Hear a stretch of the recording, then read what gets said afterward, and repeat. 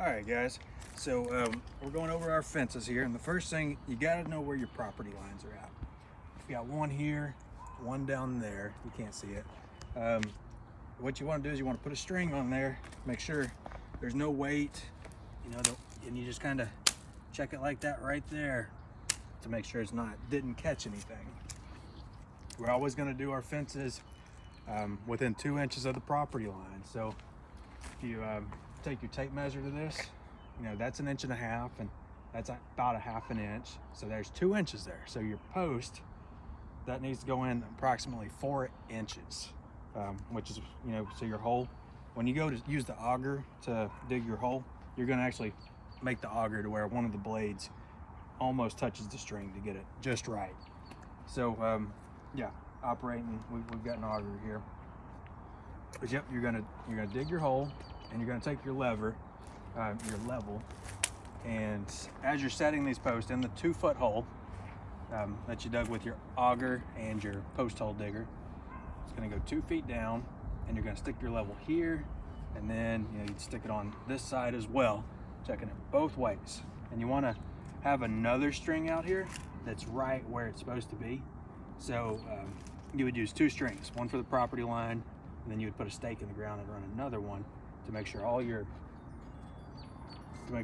posts touch each other in a perfectly, just straight as an arrow row. Then you're gonna pour your quick mix concrete. Make sure you get the quick mix, and it's kind of a 2-person job. You're gonna pour it all the way around, all 4 sides, and then you're gonna kind of shake, do a little bit lift, like 1/2 inch up there. So that way you have concrete underneath the wood, and you want concrete underneath this post just a little bit. And these are 4x4 treated. Everything here is pressure treated. Everything's pressure treated posts. These are 96 inches, so 4x4 by 8, and that's what you use. You want to set your first one, and then you want to go down and set your last one, so that way you have a perfectly straight line.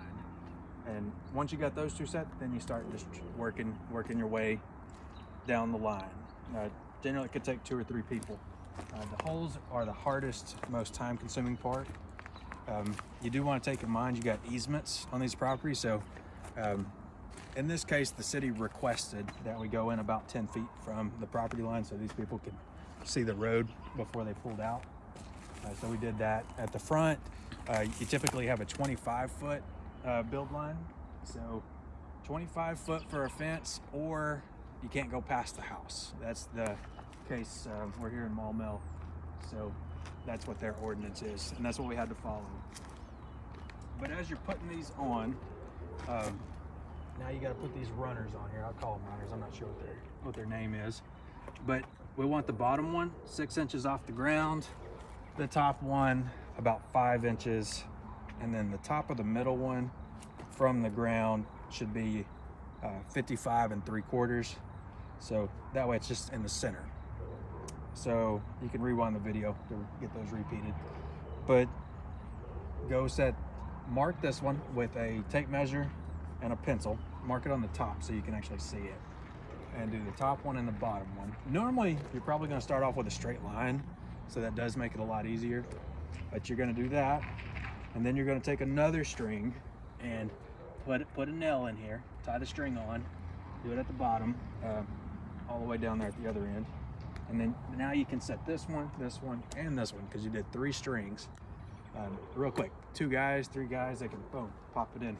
We use number 10 exterior screws that are 3 inches to put these in.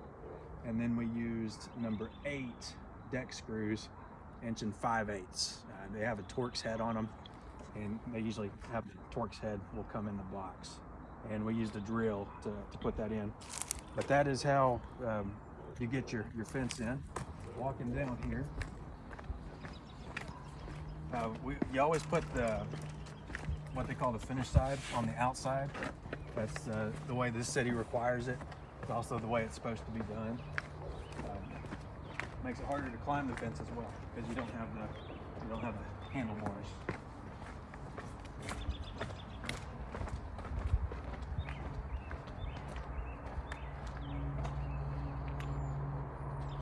Okay. With your pickets, you know, these are 5.5 inches wide.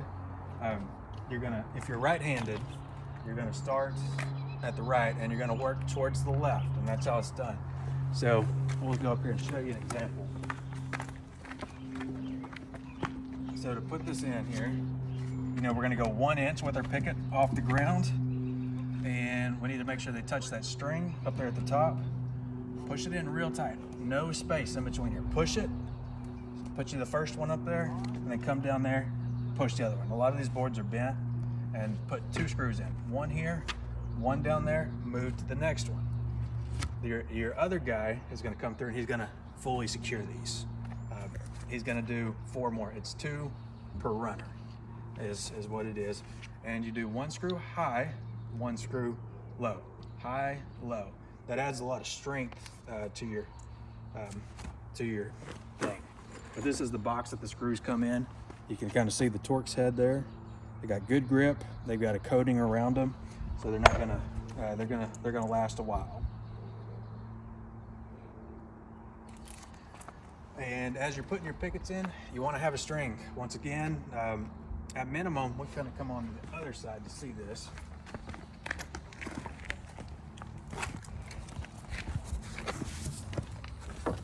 You're not always going to be on level ground, but we're going to try to get close. But you're going to take this and put your screw in the top of it, run the rope as close to the bottom of it as you can, and each picket should touch the rope without disturbing it. So that's how each one of these pickets should go. And each section, at minimum, each 8-foot section has to be exactly the same. Sometimes you got to do a step up, like down here we had a lot of water at the bottom, so we went a little higher. But you can see this one changed, but I got all of these perfectly straight before I transitioned and moved up to there. And that's how you're supposed to do it too.